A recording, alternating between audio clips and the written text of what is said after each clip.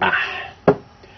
Good morning. It's Friday, October 3rd, 2008, and this is WFTL Bytes, your occasional daily. That's occasiodaily, free and open source software of which Linux is a big part. News show hosted by me, your host, Marcel Gagné. Hosted by your host. What an interesting thing to say. Well, it's Friday, and last night the big thing was that there were two political debates. If you were in Canada, you could watch the Canadian prime ministerial hopefuls duking it out. And if you were in the U.S., you could watch Biden and, what's her name? Palin. That's it. And apparently the big news there is that it was pretty boring. The one in Canada, on the other hand, was actually probably the most entertaining debate I've ever seen. Entertaining political debate, I should say. You know, there are more entertaining debates than political debates. But there you go. So on this, since we're talking government, you know, in a roundabout sort of way, let's talk about the Chinese government. Apparently, if you're a Skype user, and I know that a lot of you Linux users out there, despite the fact that Skype is not free software, free as in, you know, free as in speech and that sort of thing, although it is free as in beer, are using Skype. And if you happen to be using Skype in China, well, beware. Apparently, the Chinese government has been spying on Skype users, and Skype may or may not, depending on who you talk to, have been helping them along with it. The Chinese government is looking for words like democracy, Tibet, and, wait for it, milk powder.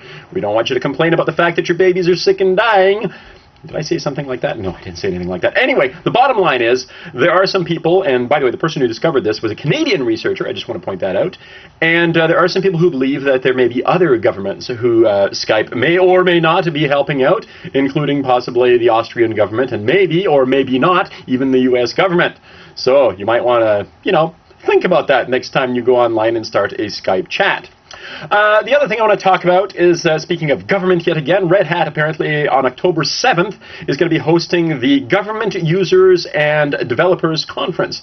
And RedHat is basically going to be presenting to government, U.S. government primarily, about all the wonderful things about open source and specifically Red Hat and what they can do for them. So Red Hat is pushing into the government area, so that is a good thing.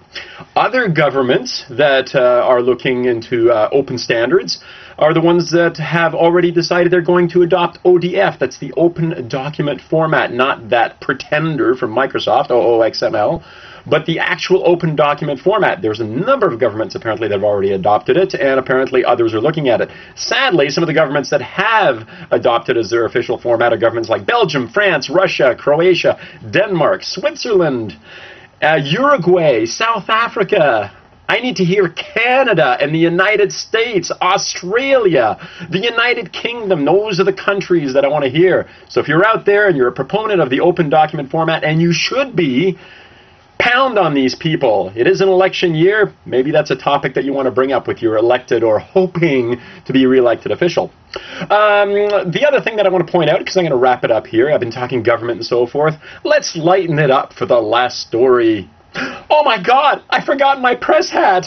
It's a good thing I thought about it at the very end here. Okay, I've got my press hat. There we go. I've got my press hat here. I'll adjust it. There we go. My press hat at the very end. Oh, thank goodness I got it in there. Anyway, I'm going to lighten it up at the very last story in here, and it comes from IT Wire and Mr. Williams, who has decided to give us 100 reasons why Linux is better than Windows. There are a whole bunch of the typical ones in there. You don't have to worry about viruses, spyware. You don't have to reboot your system every time. But probably the best ones in there are, wait for it, there's no Linux genuine advantage. And possibly my very favorite of them all, you don't have to call to activate Linux. Of course, there's the other stuff like free software and so forth, but it's an interesting list. Go check it out. Anyway, I'm done for the day, and have a good weekend, and elect some good people for a change. Are any running? Really? It's that bad, is it? Ugh. Sorry to hear that. Anyway, bye. No, really, bye.